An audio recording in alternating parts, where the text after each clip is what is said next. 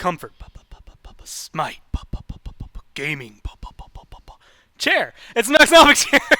I was trying to think of it. Look, you can see the commercial in your mind, right? Aggro was making faces at me. This chair spinning, the fog coming out, right? The lights flashing. But normally they have music over top of it. You don't need to make your own. Yeah, but I don't have like. Well, I wish you would have asked me for some backup. I could have been doing the music. Okay, Aggro, wait.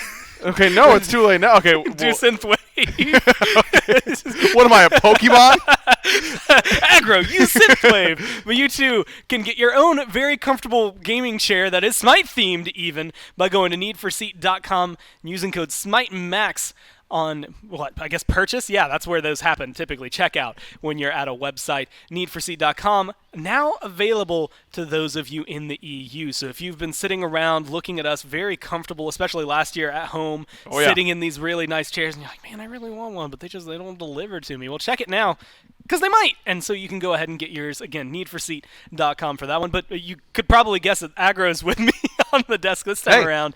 And we're about to watch the Bolts take on the Warriors, an undefeated team, taking on a force that, while maybe they haven't been undefeated, have been giving a lot of these top teams a little bit of trouble. Surely some momentum at the very least for the Oni Warriors. Specifically, Nika in the solo lane and what he's been able to do as of late has been unbelievable. But a large portion of the Warriors' success has been other players getting involved near Nika's level. It's been Dardez looking more like his old self. It's been Neil looking more like his old self.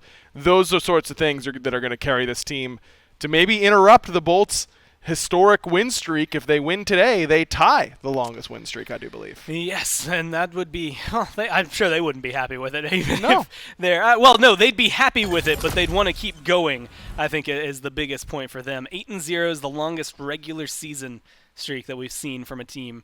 That was years and years and years ago. The Warriors, though, have given us the only 3-game set we've seen this week, and they did it up against the Kings. You had kind of highlighted it, but it was Nika, admittedly, in Game 2. I mean, look, I'm going to tell you the draft from the Kings that game, and then I'm going to tell you predominantly that they lost. They had Tiamat, Osiris, Gilgamesh, and then Cerberus and Rom, right? Maybe the last two not quite as strong, but a very, very strong top 3, and they lost it. Mainly because Nika's Odin was absolutely nuts that game. But it's not just been that game. It's been several games. You had kind of highlighted it there. Nika has always been the consistent rock for this team. It's just seeing how it can translate for the rest of the team to step up and match. You might have heard Mifflin and I talk a lot in the past about how we played against a player named Wolves on the console scene who played Odin, and it felt like he was just doing more damage with Odin than anyone else was. It was like watching Nika in Game 2. Like, Nika was really just hard carrying this game at a level that you do not see at pro play. A lot of times it's, this person's hard carrying, but it's because of the space that the support is making, or the map presence of the jungler, and all of those things factored. But not as much as Nika just deciding he simply was going to win, and that the Camelot Kings were unable to stop him. Because that's really what happened in this set, man. He was absolutely going crazy, to the point where I'd be pretty surprised if the Bolts let Odin through the picks and bans, because I think Nika was that dominant on it. I mean, it's one of those things. The Achilles, I think, was there in game number 3. We've seen, 2 pentakills in 1 week on Nika's Twitter on that Achilles. So obviously versatile, but still did not quite find that win against the Kings, but have notably been improving. Like, even in the standings, they're 3-4 as of right now, climbing up from where they were in Phase 1. Still maybe not exactly where they'd like to be, but on a much better tide here in Phase number 2. And who better to talk about the Warriors and what maybe they plan either to do today or just in general than Nika themselves. So Nika, I mean, we just kind of highlighted you had that insane game on Odin on Thursday. It feels like so long ago. I don't know. It's only been 2 days. So it's, on Odin, you've been playing a lot of Achilles. It kind of feels like there's a lot of weight on you for the Warriors when you're playing solo lane. Do you feel that pressure, or do you just get to play? Not really. I mean, obviously, I think that's pressure on me and Vote, because obviously we're like the 2 players on comfortable ping, and obviously we kind of have to play a lot better to make up for the disadvantage that we're at. But I think everyone has been playing so much better this phase already. I think you can noticeably tell everything's kind of starting to click even with the disadvantage. And I think we're all just feeling good now. And that's finally playing well as a team. an interesting point because like you said, you've been improving, and like the team has been improving really well to the point where on Friday, even though it wasn't a win, you really did push the Kings to the limit. Now you're going up against Yeah. the Bolts. They're undefeated as of right now, but this is another team I anticipate that you guys are pretty well prepared for. Do you think you're going to have a similar performance where you can push them to the limit, or do you think that you can maybe even topple them? I mean, we know we're a good enough team to beat anyone in the league. I mean, if you're not confident like that, you'll never be a top team. And True. we just know that if we play as well as we can, we've already shown it. Like, we can take games off anyone, and we just have to focus on ourselves, I think. That's always the main thing. They've obviously been playing really well, so we definitely have to show them a lot of respect. Definitely been the best team so far. I know I'm going to ask you this. I know I'm probably not going to get lot for an answer because I'm asking for strategies that are probably not going to end up happening. But I will say we just saw FineOK play Bologna, and that's something I know with the longevity that you've had a few Bologna games in your career. Yeah. Do you think that's something that we might see today, or is she just something that There's a maybe it's chance. just a I mean, Dragon special? I've been playing it a lot in ranked as well. I mean, there's definitely, I mean, maybe. It's definitely in the God pool. We'll have to wait and see. It definitely exists for Nika. We'll have to see if it comes through. Hey, man, good luck in your games, and thanks for your time. Thank you. We'll see. Maybe see. Maybe we'll get a Bologna. Maybe we won't. I'm always excited to see what they will pull out because it's not going to be an easy matchup here. And I think having, first off, the wide God pool, streaming almost all the time, by the way, for Nika. Yep. This is a time to see, I guess not what of that translates, but how many gods that will come in handy here because whenever I see Nika, typically there's a lot of solo bans. Whenever I see, well, guess who? Haddix, there's usually a lot of solo bans. Some of them will double dip here, but that's going to be the matchup here for Nika, which even though I wouldn't say there's any easy matchups in solo, I will definitely say as of right now, this feels like maybe one of the hardest. And Haddix is one of those players that plays, his God pool's a little bit different than others. I mean, sure, he's going to lock in King Arthur, Cucullin, those sorts of things, and perform very well on them. But I don't think as many players are willing to lock in Guan Yu as Haddix is a lot of the time. We see him on that pick a decent amount. I love seeing Haddix on the Hercules, and if something like Bologna starts coming back into the meta, I think of Hercules as one that might be able to actually contest with her in lane, interrupt that of course, the bludgeon, and then just start to wail on her with the auto attacks. I really think that Haddix is one of the more versatile solo laners in the league, and kind of lost among the Bolt success. Because this guy's a rookie in doing all this, Right. Which is hard to remember. I forgot. Because he has been that good. It's Jake with a single year in the SBL and Haddix, who joined this year for the Bolts. I actually did forget that. I'm not kidding. That completely slipped my mind. And so far, it's been a great year for him, like you said. And a lot of these highlights, you get to see the King Arthur, which, if I remember correctly, last time, I haven't updated it, I think, for their last set, but it was like an 87.5% win rate whenever Haddix is on this King Arthur. Granted, I know a lot of that's going to be a little skewed because they've kind of been winning a lot lately, so it tends to make all of their win rates look really good. But it makes you wonder now how these top bans are going to go because you still have, your Morgan Le Fays, your Tiamats, your Gilgameshes, as well as your Fafnirs, your Ymirs, like all these support bans that need to be taken away, your Yemojas. And it really creates this like dissonance between these teams because there's so much that feels like it's going to be so good here, and you can't get rid of it all. Yeah, it's tough right now to pick and ban because there's a lot of stuff that I think is really good. You mentioned Terra as well, like supports, but Terra needs to be in there as well. Artemis, I think, is the de facto best Completely hunter. forgot about her. And then, but where do you go after that? So you don't want to give up Artemis because I think she might have the biggest gap between. She's the best in her role, and then the gap between her and number 2 is fairly big. Whereas in other roles, Tiamat and Morgan Le Fay, both really good. Yeah. You're happy with either one. You see teams like the Dragons being willing to trade those in their picks and bans. What's the difference between Terra and Yemoja in your draft? Is there a significant difference there? In finding those little victories among the picks and bans, understanding where you need to ban versus pick and what you can trade because we're getting something similar in the same role, it's where all the skill comes in, and a lot of games are determined at this part of the game. Well, continuing the track record, so far today, Odin has been the first ban in every single game. The Bolts are going to keep that one rolling forward. And if you watched on Thursday, you know why. Nika on Odin is too much to handle. In the first game, it was troublesome. The second game, it's the reason they won against the Kings. And so that's going to be shut down immediately. Ymir and the Artemis. So they're starting to hit a lot of this checklist. But aggro, again, it comes at the cost of letting some of these other really powerful picks through. I think we were talking, I can't remember which support I was talking to. It might have been during the Scarabs Media Day. Maybe it was during the Titans Media Day. But someone just straight up said, they were like last year, we didn't have to worry about Jake's Yamoja. Right. Now we have to be scared of Jake's Yamoja. And that is a switch that a lot of these teams needed to flip last year and were struggling with. And that's the way it is with a lot of gods now out of the support for the Bolts. Yeah, it is. Adding that into your god pool, turns out adding like one of the best gods in your role to your god pool makes you harder to pick and ban against. Are you telling me that tier support isn't going to always be Yeah, that's what I'm telling you. Look, tier support can be very good in the right moments, but for Jake. play Yamoja. That's really the moral of the story. I love the strategy that the Warriors have gone for here, though, because you know that of the supports that are being played right now, it's a lot of late-game peel options. Yeah. Jake does not play a lot of those. It's really Yamoja that fits that bill. So I'd be banning that from him every game or first picking it away. I don't think that Jake is the type of player that's going to go to something like Terra. And I think Terra, with those three supports off the board, Ymir, Yamoja, and Fafnir, I think of Yamoja as Terra as your best option. And I don't think the Bolts put you under a whole lot of threat in order to take that. So this makes sense to me, the way they've picked and banned. They're willing to handshake trade mages, and because the Bolts don't take their preference, the Warriors get to take theirs, which is fine. Both mid laners almost certainly willing to play both Morgan and Tiamat.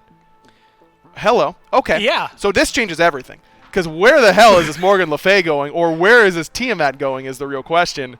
And it ruined everything I was going to say, which was, hey, well, they first off, I wanted to talk about the fact that they first picked Osiris over Tiamat, but now I was going to be, oh, well, you trade 1 for 1, right? Right, it's theoretically. Fine. But this is, okay, so this is like they'll never take both, right? This is how we get so lost in the middle of a picks and bans, is plays like things like that. Right, yeah, is going double mage. We have seen Vote play some mages during that mage duo lane meta, and the infamous Raijin game still lives rent-free in my head. Maybe it shouldn't. Maybe it will go to Vote. Maybe it won't. Maybe we saw Tiamat solo lane when she first came out. She's been nerfed in that direction since then because her damage mitigation in the grounded stance requires her to build magical power, and so it's harder for her to be tanky in the solo lane. But I think it might be Nika on Tiamat and Dardez on Morgan. That feels right? Like from what we've seen out of these two picks, Maybe? it feels like Tiamat fits more in the solo lane. Maybe though it is Morgan Le Fay for Vote. We'll have to see, I guess, as it continues to shake out. We'll let that one sort itself out as we watch the rest of the Warriors draft. I just want to throw this out there. Tiamat has been first picked the most of any god so far this year. Yep. If she is available, that's almost immediately what every team does. I mean, we just saw with the Scarabs. It didn't matter whether or not they thought they were going to win. Tiamat, it was more important to have her than let your opponent have her. Yeah. There was, at one point, a conversation of, oh, well, we get Tiamat, you get Morgan. That's not happening anymore. But Osiris over Tiamat showcases where the Bolt's precedence is. Not only that, but they get it with the Erlang, so it wasn't like a Lasbra jungle pickup. Right. It was for the solo lane. I think it is we don't think there's a massive difference between Tiamat and Morgan. Let's get Osiris, which we think is really good, and we think they'll take. And we'll just take whatever one they don't. So then the Warriors throw a wrench in the plan by taking both. But I think that's where the Bolts were. And if I'm the Warriors right here, yeah, Terra is an obvious lock-in. I'm frankly pretty shocked that Erlang Shen is seeing any play with Terra in meta, because I think that this is a horrible matchup for him. He gets rooted, and he's dead. Like, there is not a whole lot that character can do about it. No innate CC immunity. You have to be the initiator. You have to be blinking in early. And certainly that could be the case, whether it's Haddox or Lasbra. Something tells me it might be Haddox, because I think the last time they picked these two gods, it was Osiris jungle Erlang solo, which is pretty unorthodox. But this Terra pick, which I think was an obvious one for the Warriors with all the supports they've banned, has such a good matchup against the Erlang Shen that I'm surprised that they locked it in before getting the opportunity to see if they were going to pick it. Now we get into another fun position, and this is maybe for Venenu more than anybody. Tiamat, taken. Morgan Le Fay, stripped away from you as well. The Morgan, now taken away. Merlin is up there on his list of gods, but then you really start to get into the, okay, let's test how well you're going to handle these mids. Well, that's the thing, is that even though this big brain play here from the Warriors happens, where they take both top-tier mages, and they are the two top-tier mages in my mind, Morgan, Raijin, and Merlin are all really good picks for Ven, and you can't ban all three. So now Ven is going to get one of those three. And if I'm the Warriors, I'm going with exactly something like this, where I'm dictating which god I think Venenu is most likely to play and that we could actually abuse. So now I'm looking at assassins that can actually get on top of a Merlin and really punish him. And if you're willing to commit to both mages top 2, in my mind, the whole game plan has to be to kill Ven in this game and to shut down Ven in particular. Because otherwise, you just got him on a marginally worse pick that he's still really good at. So I want to see the Warriors pick something for Fred that is designed to kill what I would assume to be Merlin, but whatever mage Ven ends up falling for, because overall, you pick the top 2 in your role. And I will always gladly eat. When I hyped this up thinking, oh man, we're going to see so many solo lane bans. Odin was the only one, realistically, that came through. Maybe you could try to convince me Gilgamesh was thrown over there. But the Bolts focus out the Finra and the Serket. It was the Raijin alongside that, the Morrigan there for Oni Warriors banned away. So we won't have any Morgan and Morrigan in the same game. Thank Makes goodness. Very, very convenient for Dave and Taco. And it's going to be 2 H-Gods locked in here, Hell and Hachiman. Now, I will say Hell, we've seen Paul play, and I think mainly Paul play, and Hachiman been, well, that man playing, and so it's going to be an interesting one. I think Bear has pulled it out a couple of times, but it hasn't necessarily been the go-to. In fact, I think they might have played it. It was either earlier this week or last week. But it's not really what I immediately think of when I think Bolts. No, it isn't, and it's certainly a little bit of a switch up, but it does make some sense to me that Terra has been dominating the late-game team fights. She feels so good. You know, it's pretty difficult in order to really get her in a good spot. Overall, Hell now, it's not the same playstyle that we normally see from Ven, so I'm curious to see how he's going to do on it. And Aggro, I didn't even think to ask you this one, but with Tiamat, Morgan, I guess Nike Jungle? Yeah, I think it's Nike Jungle, Tiamat Solo. That's my... I'm not going to put my chips in the pile. You don't want to bet chat $5? I don't. I don't. Yeah, I've decided I don't. I wonder if really quick we could get another turnaround for Code Aggro. You could, but I don't want to because I'm not Mifflin. So that's not what I want to do, it turns out. Turns out. That's great.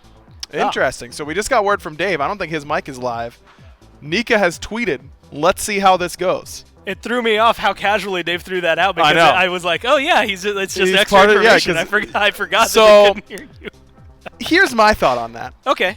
If I were Nika's mid laner and he was like, yeah, give me Tiamat here. This is going to be good. And then he tweets during this pause, let's see how this goes. I'd be like, what do you mean? Yo, dude. You told me you wanted it. You remember the confidence that you had in the interview? Like, what? You've been hard carrying all of our games, your only win condition, and now you're not sure if you like your pick? Is that the joke? Like, I don't know, bro. I mean, I'm sure it's all in jest, but it probably also isn't that much in jest. I wonder if the Warriors, I've been in situations like this before where you think you know how picks and bans are going to go. Something changes along the way. Tiamat and Morgan Le Fay both open, and someone goes, yo, what if we just took both? Could anyone play Tiamat? Like, Dardes, do you want Morgan or Tiamat? And he's like, I guess I'll take Morgan. It's like, all right, I guess I'll take Tiamat. Like, those sorts of adjustments can happen on the fly. Yeah. And they almost never work. So if that was the on the fly adjustment, my confidence for this draft has gone down. You misled me very well there. You were like, look at the shiny, and then just smacked me across the face with it. I mean, it could be a very interesting one. I guess in this case, you had mentioned the Osiris. Last time they played Osiris and Erlong Shin together, they swapped where you think they would go. It was Osiris in the jungle and the Erlong Shin solo. Yeah. Oh, do either of those have a favorable matchup or an unfavorable matchup against Tiamat? That's not something you get to see too often, but again, Nika has been playing a lot in solo. Tiamat's one of them. Yeah, that's a good question. I think that I like the Erlong matchup a little bit more in solo because if you ever get into melee range, you walk out of the jungle, something like that, you can just turtle form, knock her up. She's going to jump away, toss the pin. She has to beads or use her defensive ultimate, and then you've got your ultimate in order to pull her back in. So overall, I think I like the Erlong a little bit better, but I also like Erlong in the jungle a little bit more. It seems like the Bolts are more willing to give Lasber the Osiris. He's looked very comfortable on that pick. I'm not a huge believer in Erlong jungle right now just because of what the supports are playing and how that meta is kind of trending. And so if I can keep my Erlong Shen away from the Terra more, I'm going to put him in the solo lane where I don't have to deal with seeing Neil every single engagement I've got. Well, we have a little bit of time left to talk about it. I want to talk about the elephant in the room, which is Hell herself, right? Is this healing going to be too much to handle. I mean, Morgan Le Fay, Tiamat, there's some Divine Ruin to be talked about. There's a little bit of healing from Terra, but is there enough to really counter out Hell here? I think there is. I really think of Hell as trying to counter the Terra more than being the focal point almost of the Bolts draft. I think of this front line as the focal point for the Bolts draft. You've got so much front line, so much CC. All that, I think, is the headliner here for the Bolts. Can the Hell Sustain actually match the effectiveness of Earth and Fury in the team fights is what I'm going to be looking for. Well, we'll have to figure it out all right now. Game number 1, standing by. Dave and Taco, take it away. Answers right around the corner for us, and it is Nika on Tiamat solo. Dardes will be playing the Morgan Le Fay mid. My name is Dolson. Tacos with me. Doug with both of us for game number 1 of the Olympus Bolts and the Oni Warriors. And Taco, I'll give you the floor here. What's the deal here? Nika snags himself Tiamat over in the solo lane. Look, I guess it's been a topic of conversation. There's some tankiness built into this pick. Enough, though, to make it a viable solo laner is another question. I think it just really all boils down to why not both? And Yeah, why not both? I think for the Oni Warriors, given Nika's past performances, it's fair to just throw him onto a god that he can possibly go for a hybrid build on, but up against the likes of Haddix on this Osiris could be problematic just because OC definitely going to have a lot of early laning phase pressure, I would imagine, but the teamfight impact that the Tiamat could have is certainly something that the Bolts are going to have to keep in consideration. Well, Vampiric Shroud is the starter for Nika here, and unfortunately the lane pressure pushing against him just a little bit, maybe when the abilities come back up. Haddix will catch a little volley of that. You have some thoughts there on the Vampiric Shroud instead of waiting for Benevolence or something along those lines? A little uncharacteristic, I think, for Nika. I mean, already representing the Mickey Mouse role, now opting for the Crutch starter item on top of the Crutch God pick. I don't know, Dolson. It's just a little uncharacteristic from Nika here today. I have so many questions around this pick. I mean, I want to know if you build hybrid or if you just go full damage. I mean, you have a Nike who I guess can add in the extra tankiness with the ultimate, and you get some shielding through that. So Nika, you've got some questions to answer as this game goes on, but no surprise that Haddix feeling plenty comfortable on the Osiris. Traditionally, where mages end up is, of course, in the mid lane here, and Dardes, no surprise, it's going to be the one on the Morgan Le Fay. Venenu on the Hell, though, Taco. This is not a pick that immediately came to the desk's mind when thinking about Venenu, and didn't come to my mind either. We've seen Paul play it a few times. I think it's 1, 2 out of 3 games. So maybe Venenu can add another god into his back pocket. I think that's also Venenu maybe just putting some value into that team fight cleanse potential as well. Awesome, Jake. Well, wanted to get a little aggressive in the dual lane for the Scorpions, but as far as side lane pressure is concerned, definitely feeling it right now in favor of the Olympus Bolts. Curious to see whether or not the Bolts look to try and take advantage of kind of transitioning the lane push potential into these buff invades. Haddix already starting to harass Cubo inside of his jungle. Yeah, Haddix 1 level ahead of Cubo Fred. Nika's here as well. The blue buffs are up, and that means Lasbra's going to be on the Oni Warrior side of the jungle as well. Could be a skirmish over the blue, and there will be a fight happening here. There's an up-down. That's going to knock up Haddix here, but the stun, it connects onto Cubo Fred, and first blood on over to Lasbra. Nika at least got the blue buff, right? I mean, that counts for something, but it's first blood, and it's Lasbra who's got it. Exchanging a buff for your jungler's life cycle, though, might not be the trade that the Oni Warriors are looking for here, Dolson. Now Lasbra, with that first blood bounty in tow, I think still has more than enough potential to continue revisiting these blue buff invades. Keep in mind, the Olympus Bolts do have track of the timer, even if they weren't able to confirm that buff for themselves. So, Erlong Shen already making his early game presence known, and for Cubo as well, does have the Benevolence online alongside of that Fighter's Mask, so he shouldn't find himself too far behind this Erlong, thankfully, thanks to the gold spilling out of that Benevolence, but Wilson still had to keep in mind, it's just... No, I just realized this, Taco, I'm sorry. Nika gets Vampiric Shroud. Every single other player in the game has Benevolence except for Nika. Did we have an all 10 out of 10 Benevolence at any point today? No. I feel like we saw the junglers still getting, the standard blank of the jungle or whatever starter item. The mannequins, yes. Right, mannequins, right. And Nika's the one preventing us from a full 10 out of 10 Benevolence? Are you kidding me? Nah, I told you, he's already he's crutching right now with the Vampiric Shroud. I'm not actually tilted, but there is like a degree of tilt because I just think Just lay it on him. It's so Let much him more know. satisfying if you get all 10. I don't know. I You think can it's be funny. honest here, Dave. You 9 can be out of honest with 10. me. 9 out of 10 benevolences. Let's maybe soak some analysis into that, though. I mean, is there a concern that Nika could fall a little bit behind here in a lane where Haddix has already got an assist and Haddix has benevolence and Nika doesn't? Well, fortunately for Nika, the rest of his team at least has That's right. benevolence, so he'll be about 2,000 gold behind everybody else on the map. But that's just Nika is familiar with how to play from behind, I think, and he's certainly a player that is willing to step up to the challenge as he gets invaded one more time. Haddix, though, not going to be successful with that blue buff strip away, having some issues when dealing with the likes of that Tiamat confirmation. However, pressure is still being applied very consistently towards Cuvo Fred on this Nike, and largely when you have a warrior jungle like the Nike, you want to be able to actually have that early game impact. Not going to be the case though. Darda is actually in trouble. Darda eats some pressure in the mid lane, but Neomai is here as well. Drops the ultimate. Now the damage being returned back around on Awesome Jake, who's lurking in the waters here. Thought for a moment about maybe going back towards Dardes, but not enough damage to finish off a kill on either side here. Well played by Neomai. Get in there at the right moment and help out your mid laner. That's a classic heat check though for It is, Awesome isn't Jake and Venenu especially. The burst damage from that hell certainly already being felt.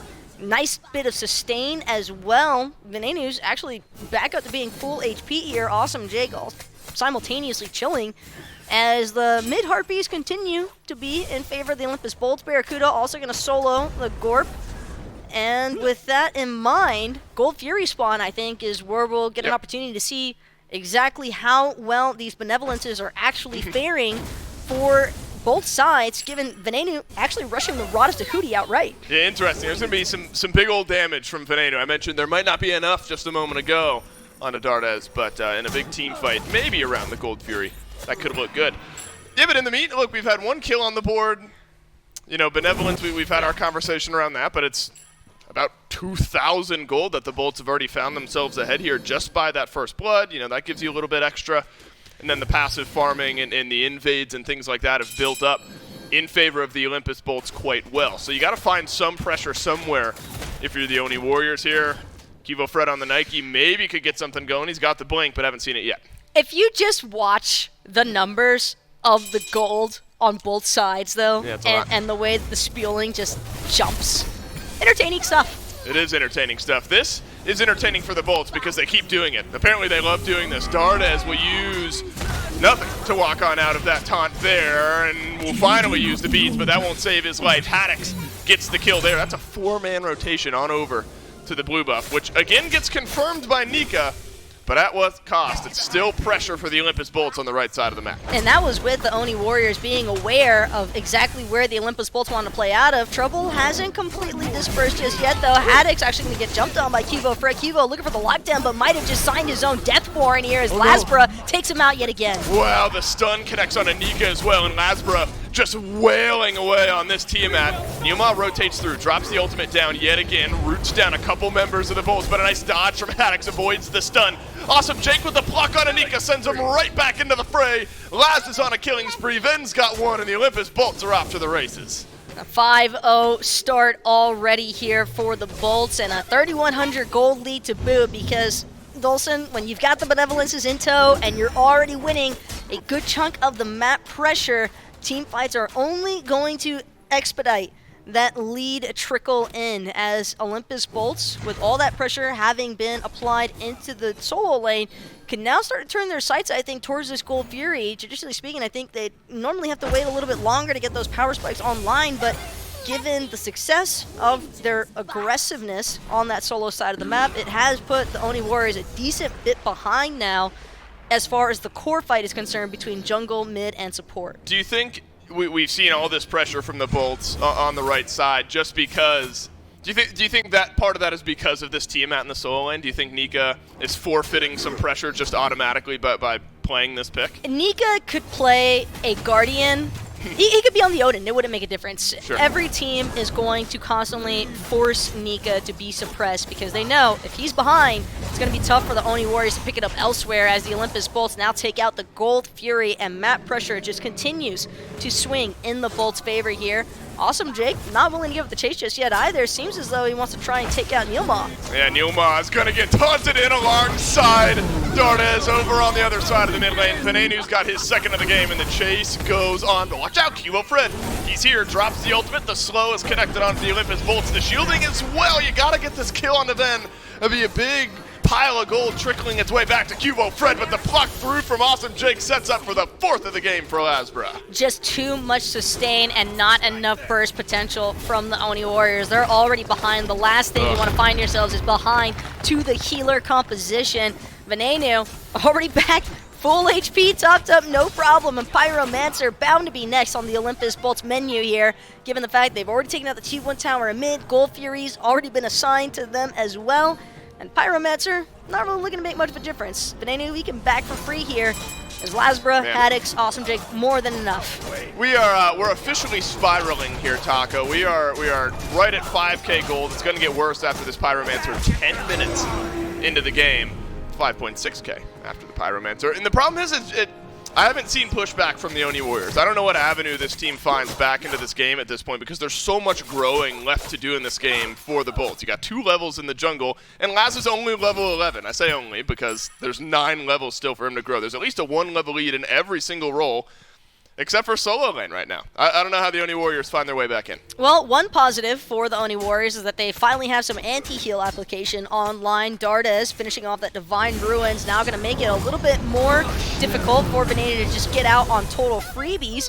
Awesome Jake, however, going to get thwarted in his attempts to aggress onto Dardes. And for what it's worth, I actually like the way that Neilma has been utilizing this Terra in terms of trying to prevent a lot of the proactive initiations out of the Olympus Bolts. It's just when you're already at the experience deficit, when you have one team that just has such an aggressive early game composition as well, between the Erlong, Osiris, and Hell, it's just so much burst damage to try and control at once. Well, this is at least a moment where the Oni Warriors can breathe. There's no Fury, there's no Pyromancer, it's only the Fire Giant, but there's literally nothing in the jungle right now outside of the green buff for Cubo Fred to farm up, so this Nike's going to be looking around for something to do here for the next few minutes. To be fair, same on the Olympus Bolt side of the jungle. But you're kind of looking towards maybe that next Fury. Could be one of the earliest Fire Giants we've seen at the pace that this game is going. You've got Ikavale on both Lasbra and Barracuda, so these objectives likely go down pretty quickly. And why not? If you're Laz, why not? Right? I mean, with the way that this game is going, why not just walk where you please? Let's taunt someone in. And Venenu's there with the Rod of Tahuti. He has a Mantle of Discord, but Rod of Tahuti will be plenty of damage to clean up the kill onto Cubo Fred. And that's a Nike. That's an 0-4 Nike. On the one hand, he did choose to build the Blink early on.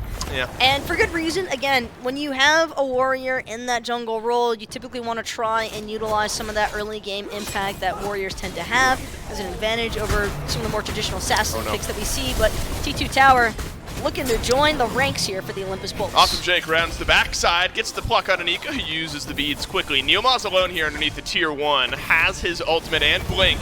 He's able to get out of combat for any period of time. Oh, Haddix locked off to the side. Could be a kill opportunity for the Oni Warriors here. Vote has used his ultimate, so should be the first kill of the game for the Oni Warriors, and it's Vote picking it up onto Haddix. And now there's a chase on the back end as well. The Oni Warriors want more, but watch out. Venenu cutting on backwards. Barracuda, he's not worried about this fight. He's still over in duo lane. It's a full retreat for the Bolts. Barra did not get the memo from the rest of this Bolts team that of team fight is meant to be breaking out here. As Oni Warriors continue to try and chase down Olympus Bolts, but it's just too much mobility. Dolson, the cleanse from Hell, more than enough to get the Olympus Bolts out of dodge. Meanwhile, the Oni Warriors, they spent this entire minute and a half or two only getting one pick in the process. And here's what's scary, and it's a small window. Every single ultimate gets used by the Oni Warriors for one pick. So now if the Olympus Bolts can find a fight in this little area, they've got every single ultimate ready to go, despite an immediate numbers advantage as Haddix comes back from base. Awesome Jake on a bit of a different page from the rest of his team, lurks in the waters, dashes away, but Dardes has got the last tick of damage there, so maybe a changing of the tides here as the Oni Warriors have gotten a couple of kills. A leap onto Barracuda, who's got his ultimate still, finds Vote in the backline. Venenu picks up Neilma. Vote drops the crystal down, and he'll use it to get out to safety, but Haddix has returned from the grave, and he's hunting for Dardes. Cubo Fred, meanwhile, trying to break away from Lasbra, but he's just being wailed on by this Erlong. Dardes also going to die right in front of his jungler's eyes as 3 members now standing dead. Awesome Jake due to respawn very shortly here for the Olympus Bolts, and Bolts just continuing to win out in these aggressive instances, Dolson. Only continuing to expand on their lead, and more importantly, it's the stuff after the stuff that the Bolts keep collecting. Oni Warriors, even if they find picks, have not really been able to escalate that into something more substantial, like these Oni Furies, like these Gold Furies, like the Pyromancers that the Olympus Bolts just keep collecting. I mean, we're at what did we say? Like 8K was what that gold graph was 15 minutes in. That's not the worst gold lead you've seen 15 minutes in, right? I mean, you had to have seen steeper than 8K at some point. Definitely seen steeper than 8K at 15-minute Probably marks in not the SPL, but it's mostly what the 8K difference is at. Typically, I don't think we're familiar with seeing 48,000 gold on the map at 15 minutes because so many of these players, they're already approaching their 4th, 5th item buys, Dolson, and that's not something that you would traditionally see unless the gold spieling makes it possible. Yeah, Lasbra has really rolled this game alongside Venenu, 505 and 404 respectively. 404, Oni Warriors missing in game number 1. So now Fire Giant and Pyromancer are what the Olympus Bolts will look at as the Oni Fury gets taken down. I mentioned it a moment ago where I thought earlier in the game the Bolts could have gone for it. Now they definitely can. It seems like it's just on their own time. Let's see if we can bait someone in from the Oni Warriors. See what we can get done here. 1v1 over with the Hunters. Barracuda's losing this one. Has to use not only the beads, but the ultimate as well. So at least a small glimpse into what was an advantage until Dardes dies to Venenu here in the mid lane. Awesome Jake alone behind the tier 2 tower. And Dardes has not had much of an easier time than Cubo Fred or Neoma at 1 and 3. And this is just what the Bolts do best. Just multiple instances of aggression. Venenu absolutely melting Cubo Fred. Neoma due to follow shortly after. If Awesome Jake's able to connect with this plug after the fact, Earthen Fury going to be expended in the process. It's a full-on Phoenix dive, but the Terra's still standing. We're going Phoenix diving 16 minutes in. Neoma survives, so Awesome Jake, all right. Let's take a deep breath. Maybe we're not going underneath the Phoenix next time. There is still a tier 2 tower that the Bolts would have had to worry about there as well. But it's still Cubo and Dardes dying in exchange for Awesome Jake. I gotta feel like that's one of the best feelings maybe as a support, specifically Sobek, where it almost feels like no target is a bad target right now. Like, you know, sometimes you pluck someone into your team and you're like, man, I just gave somebody a free route into my backline. It feels like right now, anyone that Jake can hit that doesn't get mitigated out by a Terra is a prime target for the Bolts. Dave, Jake has Spear of Desolation. Why not? That's what I said that earlier about Laz. Why not, right? I mean, look, this game is so far out of control. Let's get a little extra power in those plucks. Well, I do like, at least though, the Oni Warriors are still finding some form of a response against the Olympus Bolts. There is a certain level of punishment that's coming through here for the Oni Warriors. I'm not sure that it's the punishment that they need in order to actually counteract all this aggression out of the Olympus Bolts, but it's at least sending the message that if the Bolts are going to be a little bit too silly, for example, diving a Phoenix when a T2 tower is still fully healthy and left standing at level 12, Sobek as well being the one taking it, probably going to die. But I'm just not sure that it's enough to actually persuade the Olympus Bolts to actually tone it down a bit, because the Bolts know they're not just playing aggressive in the mid lane, Delson. They're playing aggressive in solo. They're playing aggressive in duo. Granted, Barracuda had a run away from Vote there, but a couple of different build pathways. Heimdallr can be swinging incredibly hard. Meanwhile, Barracuda, I think, a little bit more emphasis towards actually just killing objectives outright. Vote will grab Titan's Bane here, so slightly concerned about the tankiness that's been running him down so far this game. Barracuda will be just fine. It's actually a really good point. You know, if the Olympus Bolts dive that Phoenix, get out free, and even find a couple more kills, you know, that's when you're calling. I mean, this game might be very close to being called as over. Right, but it's a mental swap here. So the Oni Warriors, to your point there, Taco, have at least found moments where, all right, the Bolts have gone too far, and we're gonna check them. But it is still an 11,000 gold lead for the Olympus Bolts, 18.5 minutes into this game. There will be a Primal Fury up here in just a moment. And this has got to be an awkward time where, you know, normally if you're at this point in the game, you're in the SPL, you're all right, can we contest the Fury? You know, what do we want to do around this FG? At this point, it feels like the Oni Warriors have those questions answered. I'm not sure they can fight around any of these objectives. Towers, Furies, Fire Giants, any of it. Venenu just ticked over to a 4-level lead now over Dardes in the mid lane role. And again, Dolson, want to re-emphasize the fact that the core of jungle, mid, support, substantial level leads across the board here in favor of the Bolts in comparison to that of the Oni Warriors. I'm not even certain that the Olympus Bolts need this next Primal Fury. They might take it just because they can. Why not? But on that same note, they very legitimately could just take the Fire Giant. Hey, there you go. Good call, Taco. Fire Giant it is for the Olympus Bolts as Lazra finds some damage there. But instead, fighting will happen. Dardes is going to get pinned in place. There's a taunt to lock him down a little bit further, and that'll wait out the Aegis and the beads, but not enough to keep Dardes on the map. A pluck on Nilma sends him right back into the Lion's Den, and Lazra deals the final blow, and it's a double kill and unstoppable is the Erlong Shen, and now seems like a matter of time till the FG goes down. A little bit more painful still is understanding that Nilma actually expended that Cursed Ankh. It's not even upgraded Cursed Ankh yet, but cooldown's still going to be gone for about a minute and a half or so, so that's definitely a period of time. The Olympus Bolts likely going to wind up just backing after collecting T2 towers. Maybe only the T2 tower and solo and then be back and by here. Everybody's got so much gold though, Dolson. It is only 20 minutes in, and we're already about to see a 6-item slotting here for Lazra. Yeah, Lazra is in a very scary spot. Venenu is as well, even with a little defensive item early on in that build, didn't matter. Lazra dodges out a lot of the lockdown, so does Awesome Jake as he will pluck away. I mean, how do we get here through what? A lot of pressure on the right side of the map that then builds up through Lazra, and it felt like the taunts were connecting and the setup was connecting, and there was just never a lot of pushback from the Warriors. And that's kind of one of the drawbacks, I think, of having Nika on this Tiamat and the solo lane, but I won't say it's exclusive to running this double mage composition here for the Oni Warriors, Dave. I think it's more so just Olympus Bolts, when they packed the punch, they sent 3 members at a time to do it, and at best we only ever saw 1 or 2 from the Oni Warriors looking for a response. So when you're entering these engagements already a man down, it's going to be hard to walk away from them cleanly, and I think that was the primary issue here for the Oni Warriors, that the Bolts, they'd find a pick, and then they'd immediately transition that lead into some form of objective play or invades on buffs. And not only that, but I also think that Lazra has done a fantastic job as well at kind of bamboozling the likes of the Oni Warriors. Whenever they do actually group, well, that's just prime pickings for the Erlong on his ultimate. Yeah, 9 turns blessing has looked good from Lazra. Dardes does not have beads, but everyone else on the Oni Warriors does. So that's at least a bit of a happy note if Lazra's able to get in, find a big taunt here. It's a 3-2 split. Olympus Bolt's probably feeling fine with a 1-man disadvantage at any point here in this game. So left side Phoenix getting tanked up by Awesome Jake. Venenu will eat a couple of shots as Jake dropped the aggro here. Rotation back in from the Olympus Bolts. They're going to collapse over on the left side Phoenix. Hugo Fred has to leap away underneath the mid lane Phoenix. Now Venenu takes some damage here. Remember, we've seen Vote swinging out some auto attacks. He's going to have to do a little bit more than that in this final fight. Uh-oh, the health bars of the Olympus Bolts getting a little bit too low for comfort, but Lazra's alone in the backline. He's already gotten a kill on a Hugo Fred. Vote will get the shutdown. Big gold to the Oni Warriors Hunter.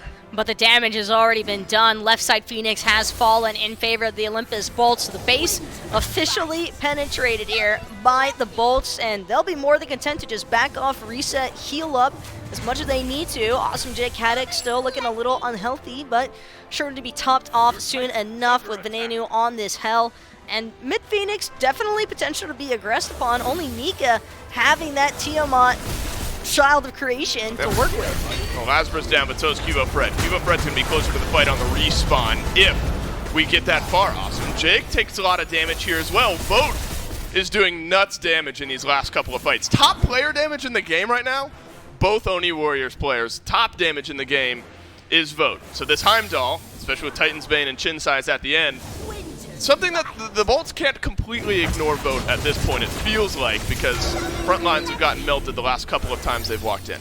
But this is a glimpse, I think, towards the win condition now for the Oni Warriors, because while the laning phases were particularly rough there for the Oni Warriors. I think that on the actual Phoenix defense and base defense in general, that's where you'll really get an opportunity to see this Tiamat, this Morgan Le Fay really begin to shine. I think it's only a matter of time before Nika's player damage starts working its way up the charts as well here, Dave. And Vote, if he can just continue finding that safety in the back line through all of that mage clear on the actual minion waves, it's going to force the Olympus Bolts into having to commit towards either looking for a pick, and again, it's not like they have an ideal situation to work with, because if they're going for kills to try and make it easier to siege the Phoenixes, well, they're still going to be taking damage from those birds. So I think that the best defensive mechanism that the Oni Warriors have to their name right now might be to just forfeit this next Fire Giant and just bank it all on farming it out, pushing waves, more particularly that left side duo wave, getting those fire minions as far out as possible to buy themselves as much time as possible underneath the actual Phoenix defense. That could be a good opportunity for the Oni Warriors to turn this game around. Still a lot of turning to be done. We've got to go 360 degrees and then some. We have fully rotated out of the Oni Warrior side of things here. So the Phoenix won't be up, as you've mentioned, Taco, for this next FG. We're still shy of 30 minutes, so this one will be the regular Fire Giant. I think we're going to get a good taste of how the Oni Warriors are feeling here. And it looks like, with the way they're positioning themselves and this wave getting pushed in by the Olympus Bolts, that there won't necessarily be an FG contest. We saw that we could do some damage, we being the Oni Warriors, underneath our Phoenixes. So maybe let's not try risking the FG. It's an interesting call from the Bolts if they were going to siege the Phoenix, but they won't.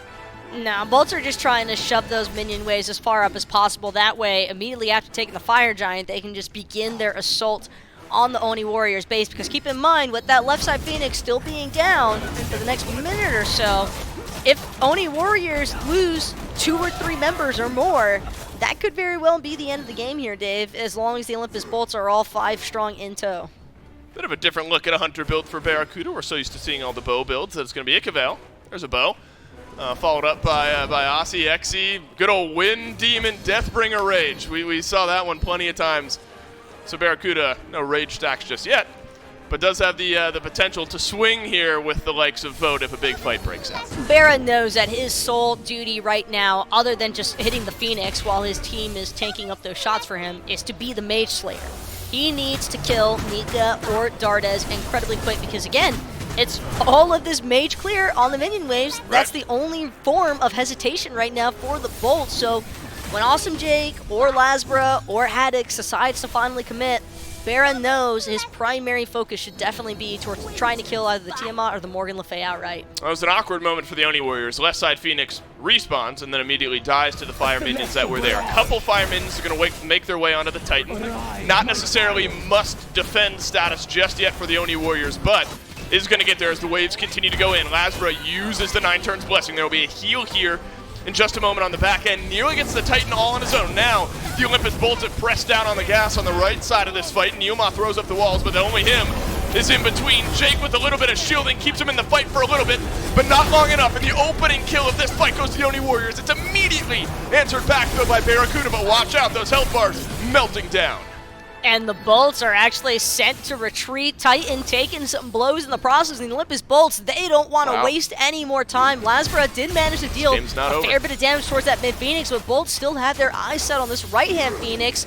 Right now, Dart is the primary one being sent back to try and clear that Titan HP, Olsen. Not looking particularly healthy. Might be best for the Olympus Bolts, though, to reassess and maybe look towards that mid-Phoenix. Yeah, this is tough. Look, Jake is down, and they've had a hard time engaging on the Vote as the Heimdall steps forward, lets the auto attacks fly, and he's caught out one with his ultimate to save Dardes in the back, but Barracuda's been able to do the same on the other side of this fight. Haddix crashes back down to earth, but he stands strong a little bit longer. Nika dead for 50 seconds. Is the numbers advantage enough? Is the gold advantage enough? Well, the fire minion advantage might finally be enough. The Olympus Bolts, they stumble a bit, but they won't make any mistakes here at the end. They'll take game number 1.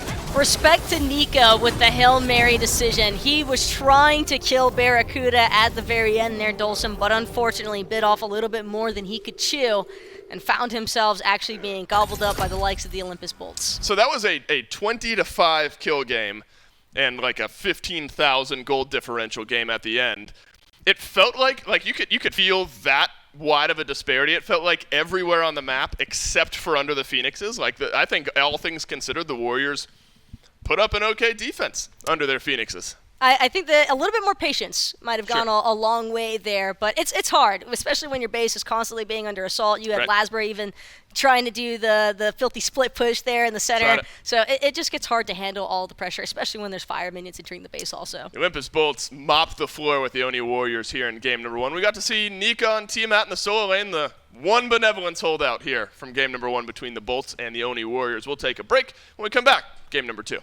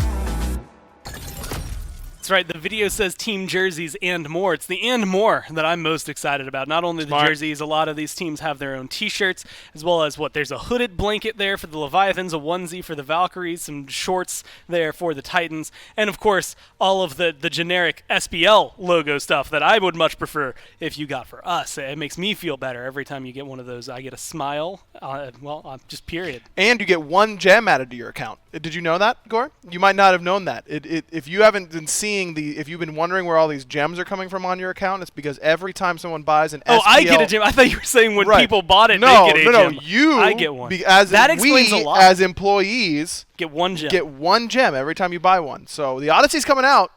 We need some help. We got to buy that Cthulhu Tier 5. Every 60 seconds in Smite, a minute passes. You too can provide gems to the Holy casters. crap. He's right. Dude, my favorite one, I used to do this all the time, was every 10 minutes in Smite, a Titan dies of a tragic heart attack. It's true. Together we can stop this. Press F7. Also, go to shop.smiteproleague.com. Weirdest ad read they've ever had. Sorry, Insight. Hopefully, it's okay for you. Apologies. Either way, Bolts take their win over the Warriors in aggro.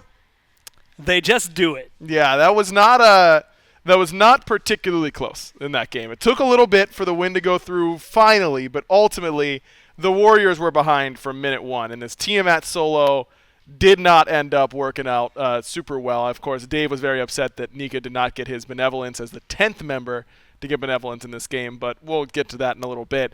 It was really the right side of the map for the Bolts that just dominated what we saw in this game. Lasbra in particular was off to a great start, really put pressure on the map early, didn't have to worry too much about the Terra because he was killing people that weren't named Neil Ma, so it didn't really matter to him. Just really clean right side of the map domination. And that's what happens whenever you pick these mage solos. Maybe you won't get super far behind. Nika didn't get destroyed or anything like that, but Lasbra got really far ahead. Haddix got really far ahead. Fred fell really far behind, and then all of a sudden it's, hey guys, I'm ready to do stuff as the Tiamat, but the rest of the team was not. I tweeted it out, but I'll say it here on broadcast as well. Cubo Fred, he only got 1 kill in that set, or in that game, I should say. Hopefully it doesn't stay at 1 kill for the set. But it was his 2500th kill for the 2500th kill for his career. Only one other player by the name of Adapting I know that guy. crested that threshold. I'm going to have to go through and re-double check this. There were a couple that were close, but I know Zapman, Barra are very close. I think Zap just hit 2,000. Barra is 8 away now, I think, after that game or something around there. So, I'm going to go ahead and bump it up. It's definitely higher than 8 because it was 30 at the start of this week, and he has not gotten that many kills so far. But the Bolts, I mean, with a win like that, it's very difficult to be... it was decisive. They knew what they were doing. They sliced them apart. There was, 4 kills total that the Warriors were able to pick up, maybe 5 by the very end of it. They were incredibly solid, and you had highlighted it was regardless of the fact that Nika opted to earn his gold the old-fashioned way. Yeah, 479 for his gold per minute. Everyone else on his team besides Neil over 500 by a considerable margin. Vin had 713. Yep. What? That is a lot. But Nika doesn't need the help. He says, benevolence is for losers. I work hard for my gold, 100 emoji.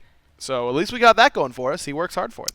That might be one of the highest GPMs in an actual game. That has probably. existed. I know the highest one was, because I asked Zayden at one point, and it was 1,400 by Baskin in that 2.5-minute game. Oh, yeah. But it's so difficult when you have there were one outlier in way old Smite. There were a lot more surrenders that happened, and that really goose up a lot of the now stats because you didn't get full games. Right. Earliest full Titan kills 16 minutes and 31 seconds. The fastest Smite game's 2.5 minutes. Well, it's yeah. one of those things where it's you're never in this day and age gonna beat the record for that one, but you got to keep them on track anyway. Either way, the Bolts are keeping themselves on track to stay undefeated. Again, looking to tie an old team rival, an old E United, who managed to go 8-0, and then next week looking to push themselves even further, tie NRG for the longest streak, the 10 streak they managed to get at the end of Season 3 from the end of the fall split into their World Championship run. We'll see if the Bolts are going to be able to do that one. But they do still have to get through the Warriors this time around. They lost Game 1 to the Kings on Friday, turned it around for Game 2. We'll be able to see if they can do that here again against the Bolts. That's true, and I think that the Warriors they tried their hand at this little odd style composition. No one's beating the Bolts. They so really made sure they didn't get Tiamat and Morgan, though. They sure did not, and that's the thing is that no matter what they say, you have to admit that the Bolts got to play neither Morgan Le Fay nor Tiamat in that game. So you got to give it up to them in that regard. Look, no one's beating the Bolts right now. Try something a little wonky. Doesn't work. Sure. It's best of 3. You've got Game 2 to make your adjustment. But for the love of God, put Nika on something that will initiate the fight for you and be tanky, because that has been where he's been really good this year. Let him be your initiator. Let Neil peel for your back line, and let's try and win that way, because that has been the only way. I mean, look, Vogt did 1 million damage that game. He played really well. It just didn't matter because the rest of the team was so far behind. If they let Nika be the initiator for them, I think things are going to go a lot better for the Warriors. Now that you mention it, thinking back to it, 430, which was the GPM that Neil had, was the lowest in the game. Probably one of the lowest I've seen in a while. Like I think the only teams that at least in my personal recent memory, that rivaled that was last year. Obey occasionally got low, but not that low even. Yeah. So definitely something to pick up here. Warriors going to be taking first pick away from the Bolts. And we'll see how that ends up faring for them. Now they have the option to first pick a Tiamat, or the Bolts have the option to lock in a Tiamat Morgan Le Fay in the event that the Warriors lock in an Osiris. But their bans last time, Ymir, Yemoja, Fafnir. Not much reason to change those 3. I mean, those 3 are very, I want to say, traumatic gods to play against. Yeah, maybe I wouldn't ban Yemoja because now the Warriors are in the first pick position and they can take that first overall for Neil. But other than that, I agree. I don't think you need to change it up. That being said, the Sobek play from Jake was really good in game number 1, so it doesn't really feel particularly good to ban 3 gods from a dude and then have his 4th pick still be looking really good. Sometimes that leaves you feeling like, what's the point of locking away those 3 gods and putting him on a 4th? And Jake's face, I think, tells the whole story in regards to that. Part of me wants okay, I'm going to say this very carefully. Okay. There is part of me that wants to see the Bolts break the NRG record because I think that'd be really cool. Agreed. There's another part of me that at some point, especially if the Bolts continue on the trajectory that they have been, for them to secure maybe the win streak win, maybe if they set another record, maybe they just make it 11. I don't really care. But then, whenever they do lose, if they lose in Phase 2, I want to see Jake pull out the tier support again. I just miss it. I think we saw it like once or twice last year, and he hasn't touched it. I feel like that should be the clinching game for the win streak record. Oh no! Is that he locks in the tier support, right? Like that's literally the the last game where it's like, all right, everything lies on this. If Jake does not pass this, they lose it all. Yeah, and he locks in tier support. That would be fitting. A good chapter by Hindu Man script, but we'll see that point. If he's listening right now, he's typing furiously. That's he right. knows exactly what he's please, changing. it's already he's got it all lined up. He locked it in January, but That's right. Look, you can edit. Look, you can make some edits. You're allowed to make some edits along the way, for sure. The Warriors won't edit, though. They keep the same 3 bans, and that does surprise me because they're in a position where I really think that first picking Yemoja is probably good, because I don't think the Bolts are going to do what the Warriors just tried to do, which is take both mages away from you. I don't think that's going to be their game plan. So you could have traded mages and gotten Yemoja potentially, or force the Bolts to at least ban the Yemoja, and then you find out that you've got a better pick a little bit down the line. So a little surprised that the Warriors don't change it up. Yeah, the only thing they did change was just the order. It's Ymir, Fafnir, Yemoja instead of Ymir, Yemoja, Fafnir for their top 3. Odin, Terra taking the place of what was Artemis or Gilgamesh there in the first phase of bans for game number 1. So Bolts trying to figure out which one they really do not want to deal with. That being said, there's a world where they ban, I was going to say a non-factor, let the Warriors get something like a Tiamat. They grab Morgan Le Fay and Artemis, but now they're still open for the Artemis. Yes. Until that happens. This is what you take, I think. Honestly, I don't think it's that close, because Vogt played really well in game 1. He is one of your win conditions. Get him the best tool. And like I said, I think that the gap between Artemis and the next best hunter is bigger than Tiamat and the next best mage. So I'm willing to make this trade if I'm the Oni Warriors, because I feel like I got the best god in their role by a pretty significant margin. And I'm giving it to a guy who I want to be a primary focus of our win. What about between Tiamat and let's say maybe the third best mage. What I guess right now that'd be like Raijin. Overall, Yeah. still closer gap in the I mages. think so. I still think there's a bigger gap. Yeah, even with Morgan Le Fay removed. Yeah. Yeah, Tiamat to the next available mage is a smaller gap than Than Artemis Artemis to the and any next hunter. available hunter. So that would be my thought process if I'm the Warriors. Well, they get the Artemis, and as you highlighted, good decision for them over there. It makes Vote feel very happy in the duel lane. They get Tiamat Osiris, though. Osiris has been treating the Bolts real well as Very of well. late. In fact, I'm wondering how exactly well it has been over, at least this week.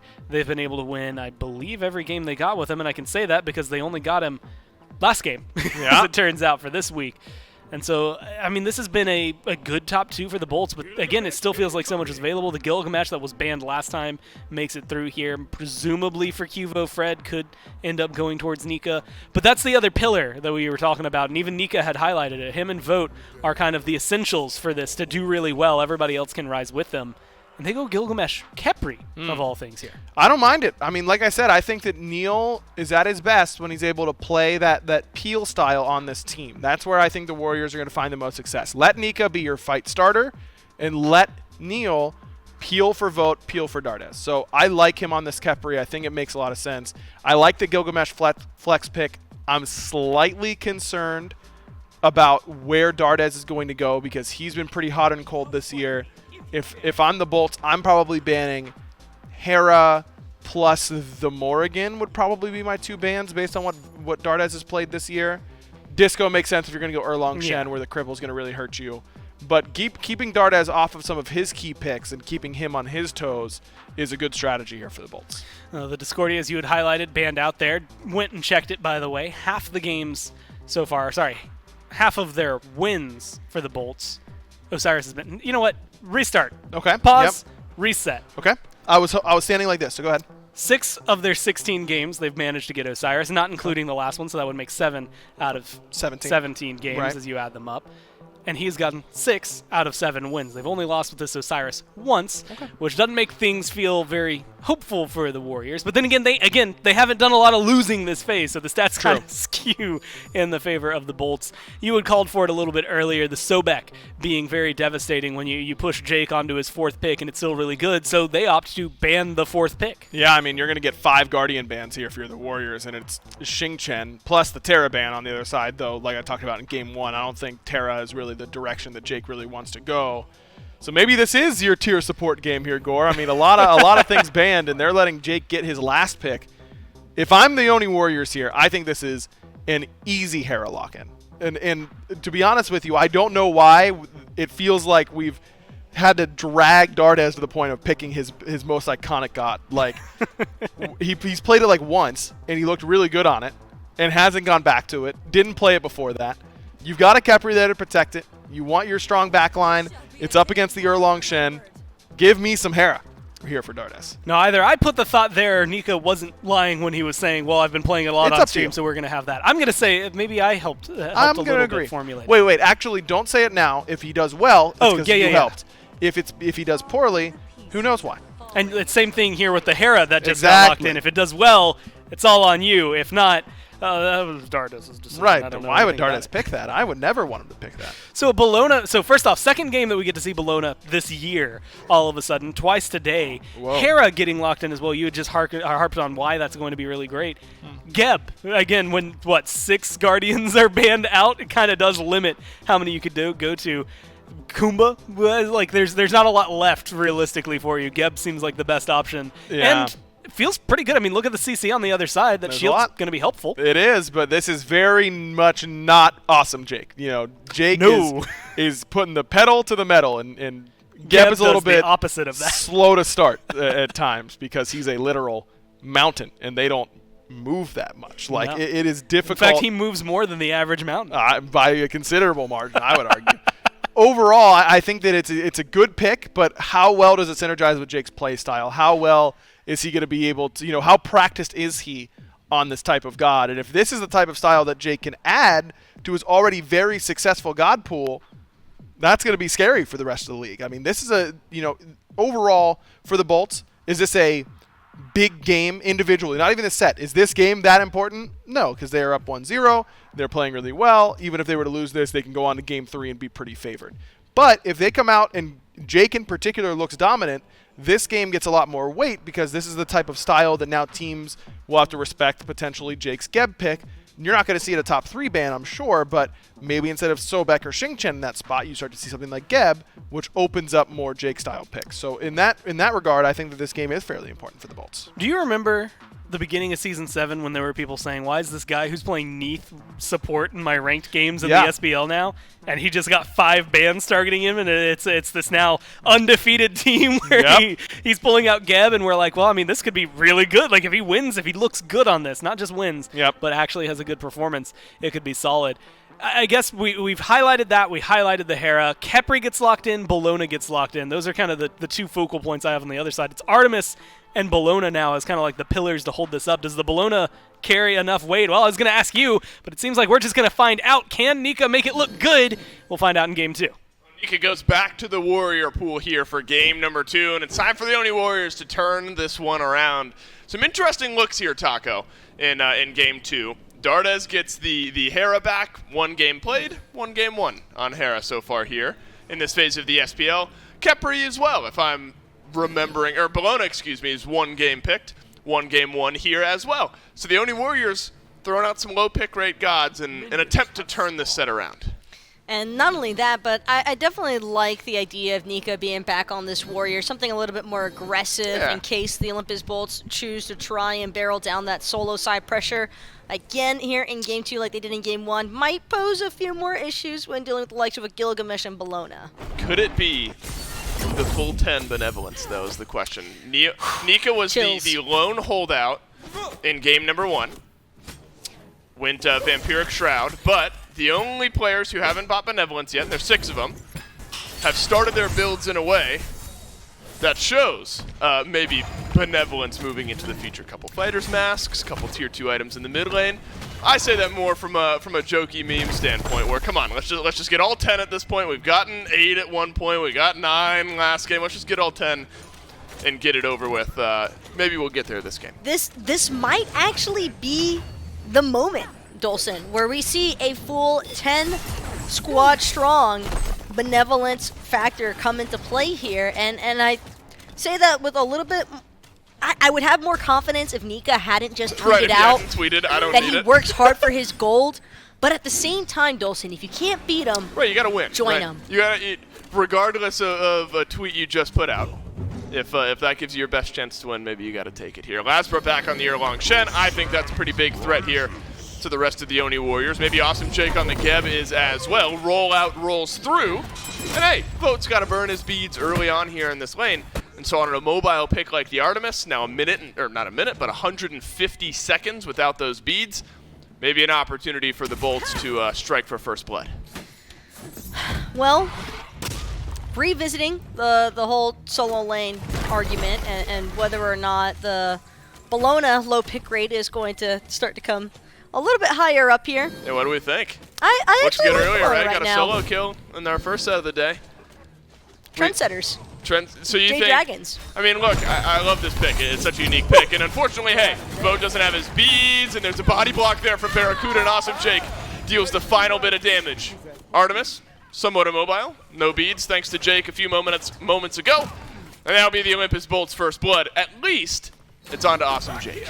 Worst time possible, though, because the purple buff is about to respawn here, Dolson. So, prime opportunity if the Olympus Bolts wish to act on it to look for a purple buff invade. Though we'll have to keep in mind that Vote's going to come back to the lane with that T2. Hold that thought, though, because it's Nika under fire. Lasbro preemptively beating with a drop kick from Cubo Fred as he tries to save the life of his solo laner, but nice job by Haddix to take Is there going to be a chase down onto Cubo Fred, though? There's going to be a little bit of damage at the end here if Haddix was going to throw it out, but still too healthy as Cubo Fred. And the Oni Warriors blue buff is still up. So this is just tough for Cubo Fred. He's not going to be able to get in there, take that one away. So it's a blue buff invade gone right, and a kill onto the Olympus Bolts. And so much of that, Taco, is what happened in Game 1. A blue buff invade, even if Nika secured it, there was still a kill going to the Bolts. Now it's both. And we can officially sound the alarms. Nika has bought Benevolence. And it's all up to Haddix now. We'll have to keep our eyes on it when he goes back to base. He hasn't backed yet, so still has an opportunity to take that Benevolence if he so desires. Have I seen a faster aged like milk tweet ever than Nika tweeting, "I don't need benevolence, I work hard for my money," and then 10 minutes later buying benevolence. And of course I'm memeing like it's totally the right call the way things are going, but I think it's a funny duality in how things change just a few moments later. Get ready, everyone. hi-rez goes on back to base. Into the shop he goes. Full 10 out of 10, baby. Benevolence on everyone here in Game 2 between the Olympus Bolts and the Oni Warriors. So we are on a level playing field. All 10 players got benevolence. Now this is the competitive edge that I signed up for to cast, Olsen. Here today, 10-man strong on the benevolence factor. Can't wait to see the gold spooling really come into full effect. I would have to assume that all these members are going to take full advantage of those gold spilling opportunities, and we'll probably start to see some third, fourth item buys coming right around that 15-minute mark. What's wildly satisfying, and don't worry, we're actually going to analyze this game as it goes on, is that they're all bought in the same spot here as well. I'm not going to get to expand on that any further. Awesome Jake rolls out, blinks forward, tries to knock up Vote, who send out the old Tusky there to delay that engage, but you can get the idea here from Awesome Jake. They call Geb a slightly less aggressive type pick, but when it's Awesome Jake playing it, I think you got to be wary at all times. I just know for a fact Barracuda has got to be mauling right now at the fact that the Caledonian boar really waits to strike until after he's dismounted and mounted archery. Awesome Jake though could be in some trouble. Rollout gonna get caught out. Dardes is here as well, and there's Argus. Cubo Fred gets the Oni Warriors' first kill of the game, and that means Lasbra and Barracuda will have to scatter on back to their Tier 1 tower. Purple buff's about to come up as well. So you talked a moment ago about how it was unfortunate timing for Vote to die because their purple buff was up. Could have been unfortunate for the bolts there, but just now the purple buff comes up. So the Oni Warriors didn't want to stick around and wait. So at least a silver lining for the bolts duo lane. Also believe that rotation from Venenu might have been spotted out or called out by Dardes. So Oni Warriors aware that with the Tiamat coming into the mix, nobody wants to deal with that sort of aggression just yet. Oni Warriors will take their victories where they can find them. However, Gorp gonna go down one more time in favor of the Olympus Bolts. They were the ones who took it out last game to start their fury on just taking away that gold fury as it kept respawning. This Venenu feeling a little aggressive towards Dardes here. Likely not a kill, and there won't be. But still, little damage makes its way onto Hera. Oni Warriors now invading the Olympus Bolts. Blue buff here. hi-rez wants to get aggressive. It's Lord of the Afterlife fused onto Cubo Fred, who used the beads just a moment ago, but there's no further chase. And so Cubo Fred will walk on away. Venenu, look, we saw some of the damage that he put into Dardes just a moment ago. Now back-to-back games where Ven has picked up Rod of Tahuti, first item overall.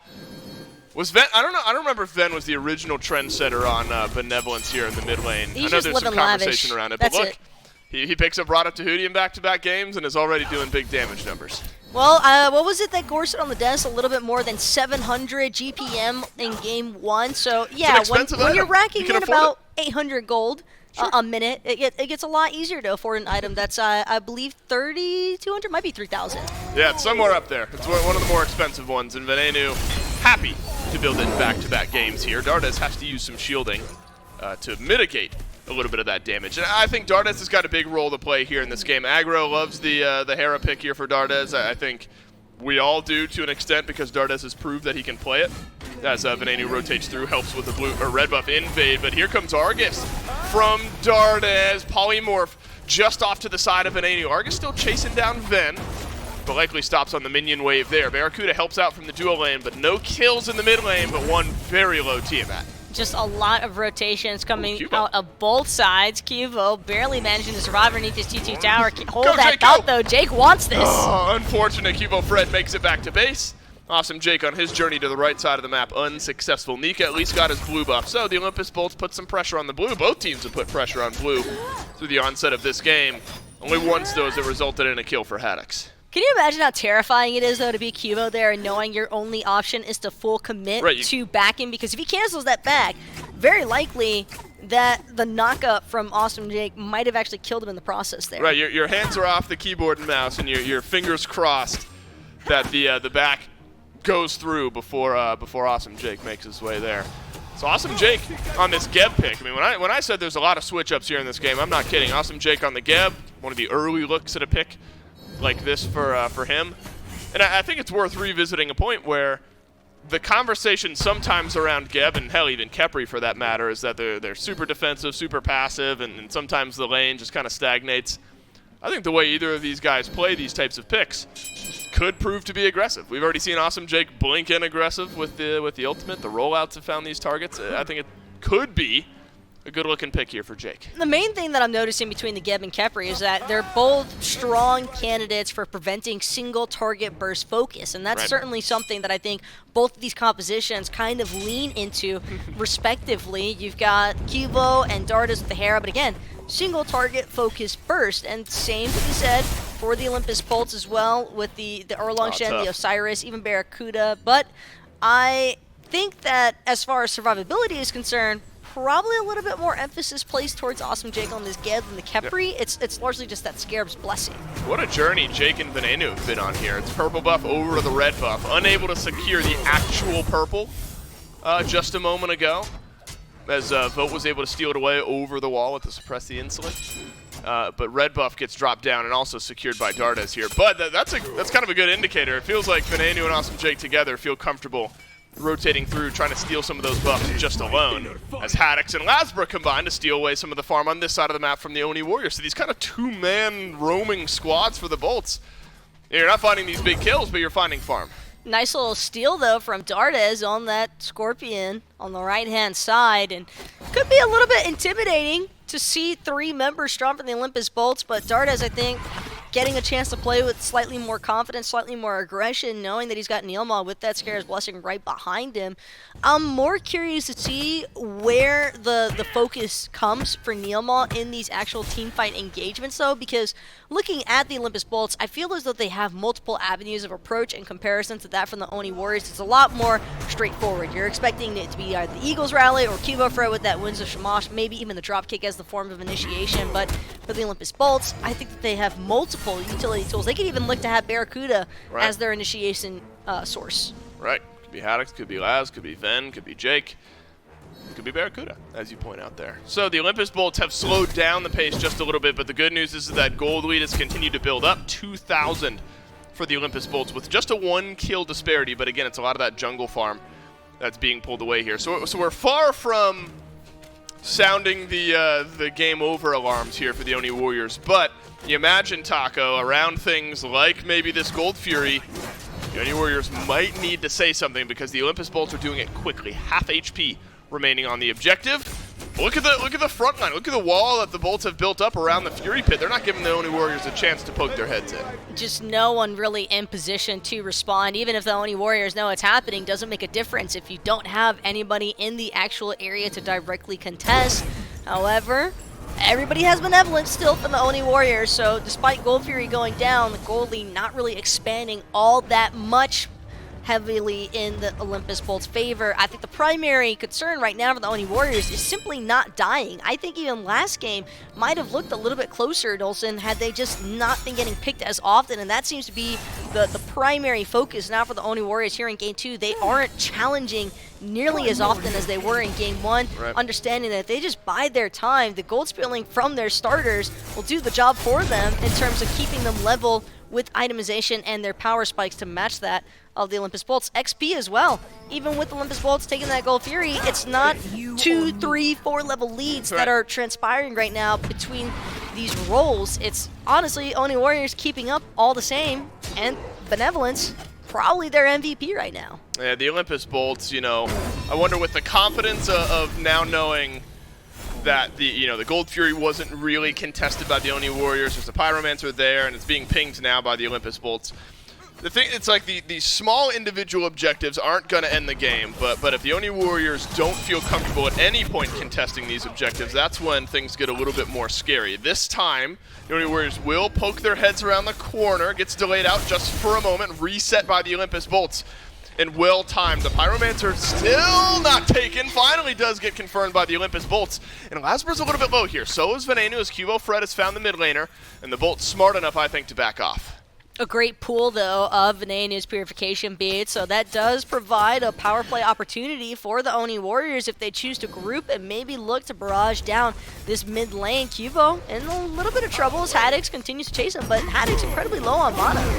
Haddix will use the beads to avoid the dropkick. Winds of Shema swirls around a couple members of the Olympus Bolts. Cubo Fred with the Scarab's Blessing gets pulled on back, but now it's Venenu pulled on back, and Nika grabs the kill. But Barracuda able to answer back with a 1-for-1 trade. Cubo down, Venenu down. It looks like that's all we've got. That dual lane flank wraparound from the Olympus Bolts will make it a somewhat even exchange, although trading out the Gilgamesh for the Tiamat might lean a little bit more so in the Oni Warriors' favor, had it not been for the fact that Nilma also had to expend that Scarab's Blessing already to the Olympus Bolts, understanding that the trick behind this Oni Warriors comp, I think, Dulcin, is just that survivability aspect, and without it, Dardis could be in trouble. Oh, Barracuda is at half of his HP here. So awesome, Jake. Just trying to annoy Dardez out a little bit.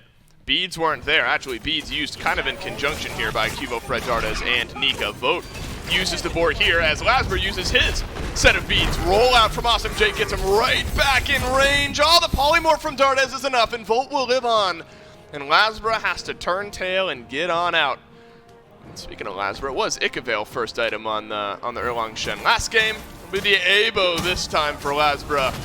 Still a good chunk of damage found its way onto Vote. Unfortunately, not enough. Aegis and beads both used. I think Lasbra was expecting more than just Dardez to be behind Vote there. He probably could have just committed. Yeah. Yes, I think he could have fully committed to Vote, but without having the visuals, without having the full clear comms of where everyone else was for that Oni Warrior squad, better be safe than sorry. At, silver lining, takes both of Vote's relics, which makes it even easier for Barracuda, I think, to start playing really aggressive into this Artemis. Right, worst case scenario there for Lasbra is, you die and you give a big advantage back to the Oni Warriors. At least in this case, you got the actives and you can leave. The active situation at the moment, not ideal for either team. There's Blink for Haddix, and then both actives for Barracuda. And then there's a Sunder for Numa on the other side. Now that's going to only be for the next 30 seconds or so, so wouldn't be super surprised if the Oni Warriors didn't try to engage. That's not going to mean that the Bolts won't try to engage. A double knockup from Lasbra's Vote continues to swing away, but look at the body blocks, look at the peel from Awesome Jake. Scarab's Blessing is there on Vote. Can you wait this out is the question. Venenu is in for an insurance policy. Barracuda waits it out. Barracuda gets the kill. And now Neilmont could be in some trouble because he doesn't have that Scarab's Blessing available any longer. A nice dropkick, though, from Cubo Fred to create some space for the Khepri to start his escape, but have to keep eyes on Haddix here as he's looking for the wraparound collapse. Oni Fury about to come up as well, Dulcin, and that's the primary reason for the Olympus Bolt aggression there onto Vote. Wanted to take out that Artemis as this Oni Fury is respawning so that they can just secure it for themselves. Instead, though, Olympus Bolts maybe taking more damage than what meets the eye at surface level because they'll actually opt to fall back despite having the peak advantage. Yeah, I was curious. I wondered, and I figured, actually, not even wondered, I figured that the Bolts would look at the Oni Fury, but not to be. In a moment like that, it's got to be so weird for Vote where you're kind of looking around. The Olympus Bolts had the time and space to sit and stare at a Scarab's Blessing. 4 members of the Bolts were able to sit there and stare at Vote while the Scarab's Blessing fell off until, or before, the rest of the Oni Warriors got into that fight. So, earlier on the rotation next time, and that Scarab's Blessing gets big value as the Oni Warriors are able to throw some disruption into the rest of that fight. Scarab's Blessing won't be up for this one. Boar might just be up towards the end of it for Vote. Vote 10 seconds away from the Aegis as the Oni Fury gets reset now by the Olympus Bolts. There's a knock-up from Jake onto Nilma. It looks like the Bolts want to catch their breath. But Jake's sitting at right around 70% HP, decent amount of damage being applied to this Geb here. And he expended the Cataclysm as well. Meanwhile, Nilma's going to have that Scarab's Blessing available one more time here. However, Oni Warriors, they seem content to just farm it out for the time being. They have a strong enough grouping now with Nika's rotation, and Lasbra is still trailing on the other side of the map. This could be an Oni Warriors power play instance on the Oni. Oracles are here, or they were here, so the Olympus Bolts know this one's happening. The Oni Warriors maybe just testing to see how the Bolt's reaction time would be. Haddix uses Lord of the Afterlife to engage, and he's got the backline in a bit of an awkward spot, but we'll watch Nika follow up on Venenu and Argus. peeling out for the mid laner, but Barracuda's having none of it. Cubo Fred gone on the backside of this fight. Nika desperately trying to find at least one, but Barracuda's got plenty of damage to slow that down. Scarab's Blessing popped, but look at the rest of the bolts here. They're somewhat low. Awesome Jake has got to throw some peel in here for his Hunter, but there's not enough. 3-man Cataclysm. That'll set up for some big damage from Venenu. And Venenu is still trying to keep this aggression going. Argia is getting boxed out right now by Lasbra. Vote, though, just too low on mana to perform. Darda's going to get knocked up. Have to keep in mind, though, where that Transgressor's Fate is at as Venenu looks to try and take out Dardas. Lasbra should be able to chase this one down, and Darda is left alone with Ven and Awesome Jake, so this should be another kill over to the Olympus Bolts. It's just a matter of who, and it's just a matter of when. So it looked great there for a minute, Taco. The Oni Warriors, they get at least a kill in that fight, and the Olympus Bolts had only found 1 or 2.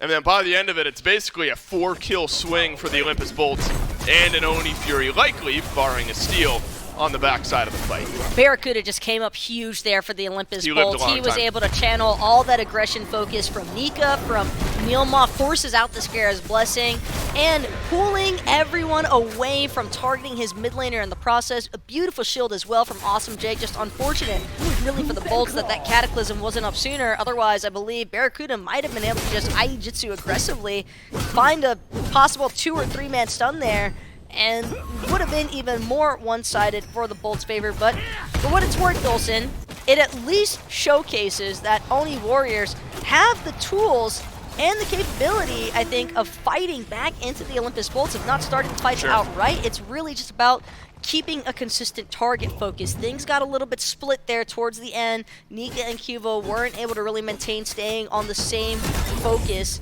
and everyone else kind of just separated in the process as well there for the Warriors. That might have been the best looking fight from the Warriors this set entirely, and that's kind of a non-statement given the way that game 1 went. The Oni Warriors, underneath their Phoenixes, put up a little bit of a fight, but that game was heavily lopsided. The scary thought now is that the Olympus Bolts, you know, yeah, it was close, but the Olympus Bolts still ultimately come out ahead. They still get the Oni Fury. They then go get the Pyromancer. So this next fight won't be as close in the starting golden XP department. So the Olympus Bolts playing with a little bit more money going into this next engagement whenever that does arise. Draugr gets taken by the Oni Warriors, so that might a bit slow down this tier 1 tower, but not too long. Could we say that the Olympus Bolts are technically playing with house money because of benevolence? Yeah, but like the House of Smite, like are we Yes. the house? Yes. This is all Mifflin's money being paid back. All This the is benevolence. that 90,000 that That's he right. owed, by the way. That's right. It's That's right. I mean, Mifflin's debt is paid in full. Yeah, right. We can't. You know, that money just doesn't appear, right? Miff has got to fund the benevolence pool He's here to give siphoning out to funds it. into the Pro League He is. directly. He is the benevolence fund supported by Mifflin, yours truly, and we thank him for it. And the Olympus Bolts definitely thank him for it. This gold lead has climbed up to almost exactly 6 or 7K here at this point. Cubo Fred will be gone before my own eyes as Venenu will send out a volley of damage. Neilma's got to be careful here because Awesome Jake has done this a whole lot. The follow-up is there from Dardas, though. It's a 3-man knockup, and that means Vote will maybe turn this fight around, at least with 1 kill. The 4, though, big stuns, locks down 2 members of the Olympus Bolts. Now Dardas finally gets a kill on the board. Olympus Bolts, they get 2. That's an even fight back from the Warriors. Lasbra still limping away from this Argus. Wow. Meanwhile, Haddox, Barracuda, they'll be sent packing as well. Vote and Nika, relatively healthy, all things considered here. Only losing Cubo and Nilma in the process means that Oni Warriors could potentially look towards pulling T1 tower focus in either mid or duo. Duo lane T1 extremely low here. Dardas, though, looking for invades of his own. Has to be careful, though, because Lasbra has come back out of base. Yeah, Lasbra's close by. Lasbra has reached full build here. Oh, Lasbra's on the hunt. Lasbra wants Dardas, but won't get Dardas. It's been tough for both of these junglers here. Both junglers on the bottom of the damage charts beneath a Kepri and a Geb. So at least for both teams, it's been even. I said he's not going to get Dardas, but I may have spoken too soon here. Look at the damage from the Erlong Shen. Scarab's Blessing used. That might be enough here for Lasbra, but watch out. Newma's pulled Lasbra right back in. Polymorph from range is there. And Lasbro way overextended. Nobody from the Bolts on that half of the map. Lasbro was not anticipating both Vo and Nilma to be so close nearby. How he did manage to take out the Hera Aegis though, so Dardas won't have relics to work with, but same could be said for Las, is he'll still be waiting another minute or so for those purification beads to come back online, a minute and a half for that blink. But the damage was definitely pretty nasty, Dolson. Had it not been for that Scarab's blessing, Dardas was dead to rights. Vote has had a hell of a set so far, even though you get kind of decimated in game 1 and you are behind here by a few thousand gold in game 2. Vote has been top of the player damage charts in back-to-back games. A chance to do so here. Argus, big value from Dardas in the front of this fight as the Olympus Bolts run on away from this FG pit. Awesome Jake locks Nika in place, but Haddix wants nothing more to do with this fight. And it looks like maybe Taco the Oni Warriors have done enough. They've gotten the Bolts low, and they forced the Bolts to run away. Now the FG restarted. That was a great disengage, though, from the Olympus Bolts, and a beautiful initiation from Nika and Dardas, combining the forces of that Eagles rally and the Argus to get some great damage going. Cubo, though, going to try and make his descent back to the safety of his team, but Fire Giant doing some decent work into those HP bars from the Oni Warriors and Olympus Bolts. All they're trying to do right now, Dolson, is just delay. They are constantly backing. Neilmont could be in some trouble here, too. Oh, that would have been horrible, and it is horrible as Venenu gets the kill on a Neilmont. The health bars, they were so low for the Olympus Bolts, but I think you worded it right there. One by one, the Bolts go back, refresh the health bars, and come back into the fight, and then the remaining members in the area of the Bolts just slowly whittled down the health bars of the Oni Warriors, and that means all 5 members of the Bolts will get the FG after it's started by the Warriors. Oni Warriors basically co-signing for that Fire Giant in the Olympus Bolts' favor. They did all the dirty work. They did it all. Take it down to about 40% HP, and now it's going to be Vote just being absolutely rampaged upon by the likes of Haddix, Barracuda, and Lasbra. The staggering of these respawn timers now so problematic here for the Oni Warriors. Losing Vote, their top player damage, now puts all the pressure onto Dardas' side of the court here, Dolson. And I'm not sold that a lone Hera is going to really be able to push back the forces of this Olympus Bolts. No, there's a Pyromancer there as well for the Bolts, so at least 1,600 gold for the Olympus Bolts once they go back to base, and everyone's effectively full build here. Once you sell off the masks there for Lasbro, you'll have room for an Ichabale at the end of the build there. So the junglers have finally started to climb up these damage charts here a little bit. Been a quiet game from Cubo Fred. Lasbro shown, though, it was tough going early on here. You were beneath both of the supports in player damage just a few moments ago, but then we saw how much damage he could do to Dardas if given the opportunity. And so now Lasbro is absolutely swinging here as well. All right, Taka, we've reached the point now where the Oni Warriors, I don't know if you maybe you soft defend these tier 2 towers, but you got to be looking at Phoenix defense. And that's where the line was kind of drawn in game 1, so maybe a chance here in game 2. I'm not even really so much focused on the gameplay as much as I am the mental health of the Oni Warriors at this point in time, Dolson, because that is a tough blow to any competitor's mental when they have such a successful team fight leading up to the pulling of that Fire Giant, and then for it to all just collapse so rapidly underneath them. Definitely painful. Yep. I'll say that much. Is there opportunity for a bounce back? Of course, there always is. But this is a steep mountain to climb now, Dave, when you find yourselves putting yourselves behind, essentially.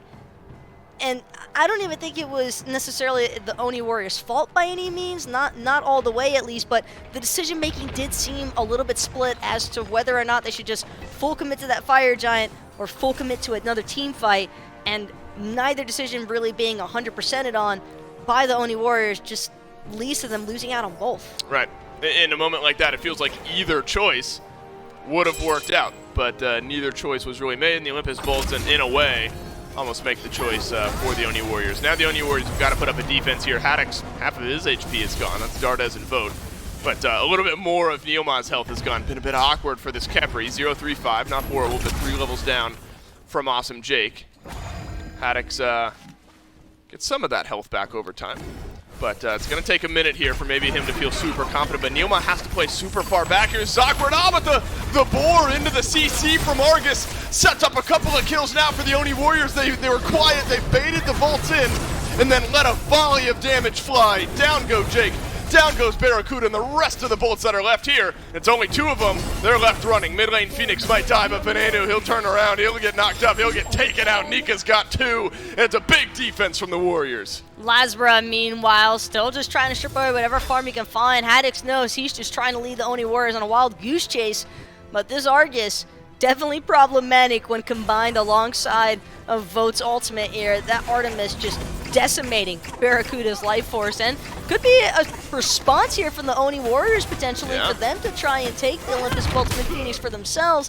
However, Lasbra still hawking on the Oni Warriors side of the map. He's going to force Cubo Fred to stay back. Well, he's got to be careful here because, look, Neoma and Vote are behind Lasbra. So Lasbra's either got to back or make his way through Vote, Dardes, and Neoma somehow, or else there's going to be a big stagger death timer. Does not dodge out the polymorph. Will have the transformation. Won't get Lasbra out to safety, and Vote picks up the kill. So now for a minute exactly, Lasbra's off the map. Lasbra had nothing left in the arsenal though, Dulcin. Already having been forced out of those purification beads and losing the Magai's Cloak proc thanks to Cubo Fred with the dropkick presence. But Mid Phoenix, having fallen when it did, now shifts the focus here, I think, for the Olympus Bolts, because they don't necessarily have to take the next Fire Giant. They don't necessarily have to take any other objectives on the map, Dulcin. They can just look solely for a team fight, and I think that that does put a little bit of an advantage in the Olympus Bolts court, but when I base things off of how the Oni Warriors have looked in terms of their initiation, I would like to see the Oni Warriors fight fire with fire here. Yeah, I wonder if the Oni Warriors in the next 15 seconds are going to try to find a pick, because the Fire Giant is here, and the pick might actually just be pulling the FG while Lasbra's still dead. You know, you got a little time, not only while he's dead, but once he respawns, it'll take him a minute to get back into this fight. So the Oni Warriors agree. They'll send some damage the Fire Giant's way. The Olympus Bolts still standing strong. The 4 of them that are immediately here. Dardes could catch out. Venenu on the left side with the polymorph here. Instead, Nika's going to start off the fight with a jump into the back line. Argus doesn't get the knock-up onto Venenu, but Venenu caught in place, but he'll use the Aegis. He'll jump over the wall. Now Awesome Jake stunned in place as well as Boat lets the boar fly. The shielding enough to keep Awesome Jake alive, and look at the damage from the rest of the Olympus Bolts. It's in there, but Cubo Fred with the Scarab's Blessing stays alive a little bit longer. Barracuda knows with that Kepri ultimate having already been used up, it's time for the aggression to keep going. Venenu finds one on the backside with the help of Haddix. Darden is going to be able to fall also, and yes, I think it might actually be Dulcin, because it's only Nika and Cubo left to defend against a fairly healthy Olympus Bolts 5-man strong roster here.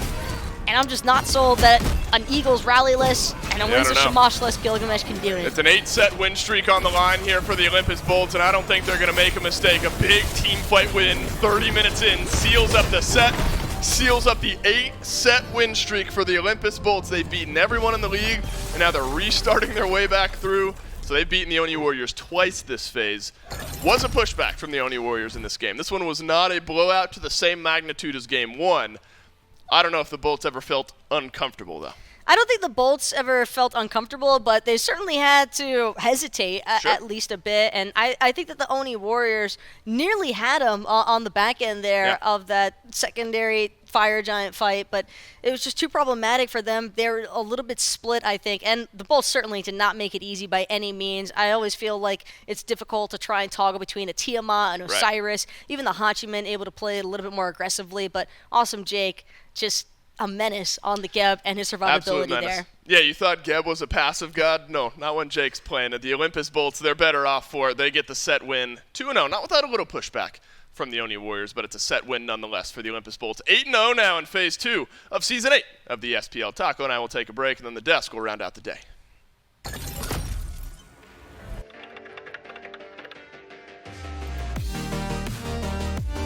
Gotta take off my jacket for this one. Dude, this... No, I know he was supposed to take you out last weekend, but he got busy.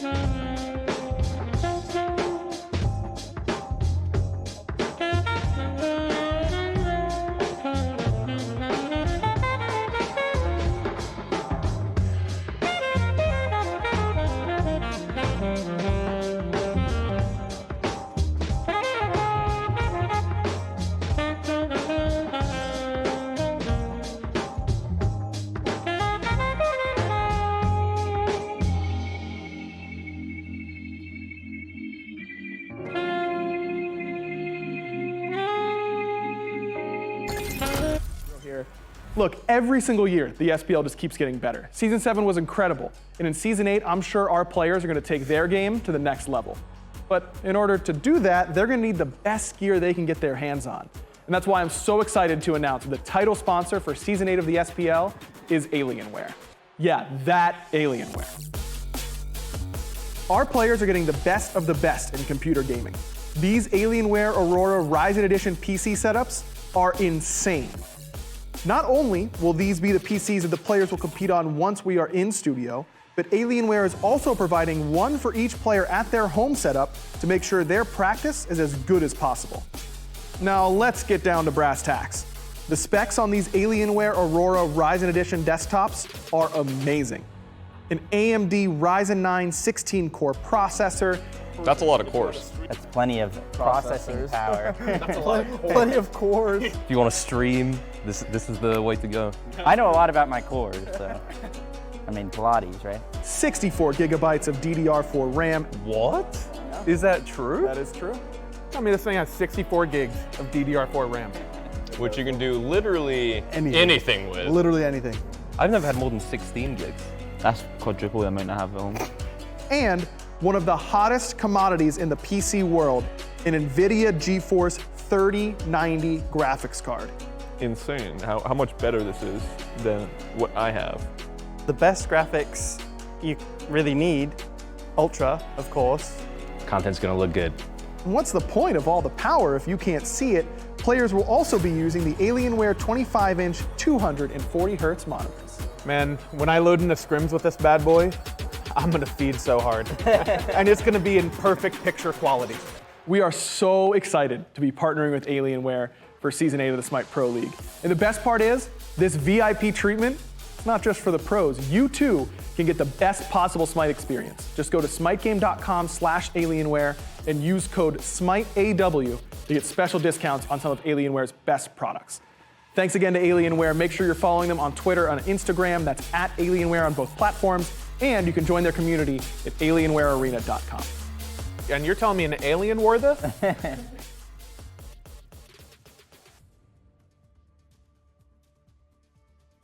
Welcome back, everyone, to the SMITE Pro League Season 8, powered by Alienware. And as you just heard, Aggro, who's also sitting over right there, he's not just in the video, he's here.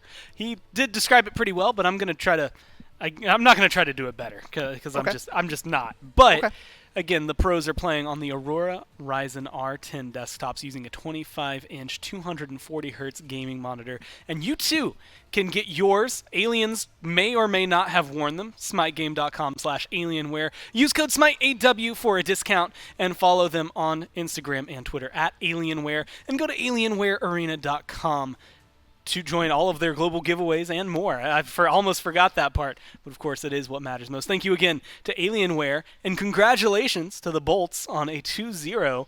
They've now tied the longest regular season win streak that any other team has ever gotten in SBL history. And if they can get 2 more sets under their belts, they'll tie the longest win streak ever.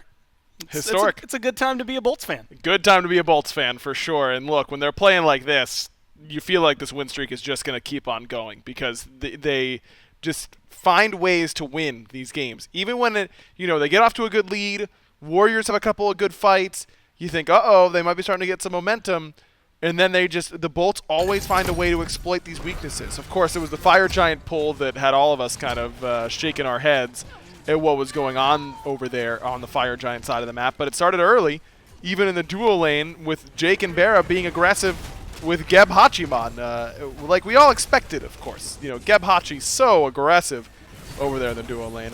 I kid, of course, they are not. But the way that Barra and Jake were playing it, hard to tell. They really made them look good.